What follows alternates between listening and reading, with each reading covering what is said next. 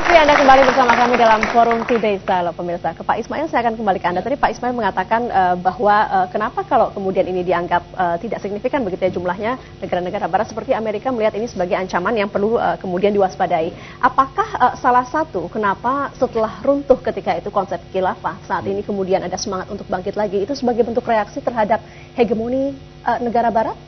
Saya kira iya bisa dikatakan begitu, karena begini ya, pada faktanya kan umat Islam sekarang ini dalam posisi yang selalu dizolimi ya, dizolimi apa yang kita lihat di Afghanistan, di Irak, di Palestina itu, keadilan macam apa yang mau diberikan kepada umat Islam? Dan Anda melihat bahwa salah satu solusi untuk melawan penindasan itu, penistaan itu adalah dengan cara kekuatan lawan kekuatan, dan kekuatan yang seimbang dengan hegemoni negara barat adalah konsep khilafah maksudnya. Nah, disitulah maka saya mengatakan yang kedua dari substansi khilafah itu adalah ukhuwah, persatuan, ya kan? Umat Islam ini adalah umat yang satu. Tuhan kita satu, Allah Subhanahu wa taala. Kemudian nabi kita satu, Rasulullah Muhammad SAW. Kitab kita satu, Al-Quran kalamullah. Kiblat kita satu, Ka'bah, Baitullah, ya kan? Mengapa pula kemudian kita mempunyai sistem ideologi yang banyak, kemudian juga pemimpin yang macam-macam gitu ya. Andai kita bisa bersatu kembali, saya kira kita bisa menghimpun lebih dari 1,4 miliar. Dan itu saya kira menjadi sebuah kekuatan yang dapat politik yang melindungi diri kita. Kita punya kewajiban untuk melindungi diri kita. Tapi dalam rangka sekarang apa yang terjadi di Irak itu bisa terjadi pada negara lain termasuk kita Indonesia. Tapi apa yang akan kita lakukan? Itu apakah harus dengan konsep khilafah, tidakkah bisa dengan cara diplomasi? Sekarang pakai cara apa? Apakah Amerika melakukan invasi kepada Irak itu bisa dihadapi dengan diplomasi?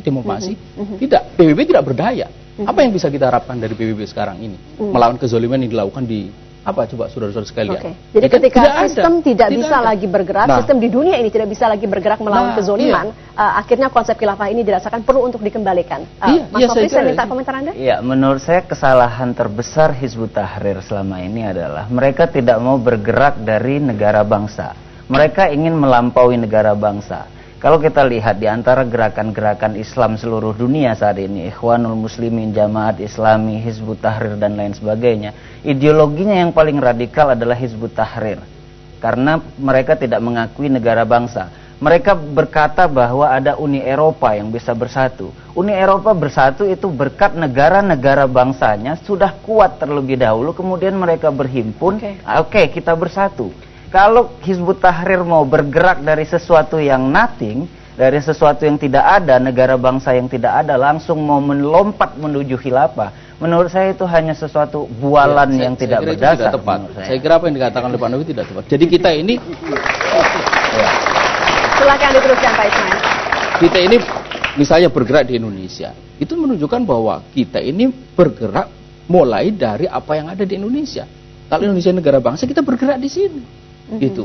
Makanya kita menyerukan selamatkan Indonesia dengan syariah. Itu Indonesia sekarang ini, Indonesia negara kita ini. Gitu. Tapi menurut saya begini, kalau kita lihat sejarah Hizbut Tahrir juga sampai di Yordania misalnya atau di Palestina, Hizbut Tahrir di Yordania misalnya itu kalau kita mengatakan bahwa mereka ingin mempersatukan umat, kita akan berkata ada ayat Al-Quran yang mengatakan tahsabuhum jami'an wa qulubuhum syatta. Mereka menganggap bahwa ada persatuan, tapi sesungguhnya dalam hatinya ada perbedaan yang mendasar dengan kelompok-kelompok lainnya. Misalnya Hizbut Tahrir di Yordania sangat tidak bisa bersepakat dengan Ikhwanul Muslimin. Karena Ikhwanul Muslimin masuk ke dalam sistem kerajaan konstitusional di Yordania. Sementara Hizbut Tahrir ingin meruntuhkan kerajaan itu sendiri. Jadi sebetulnya ini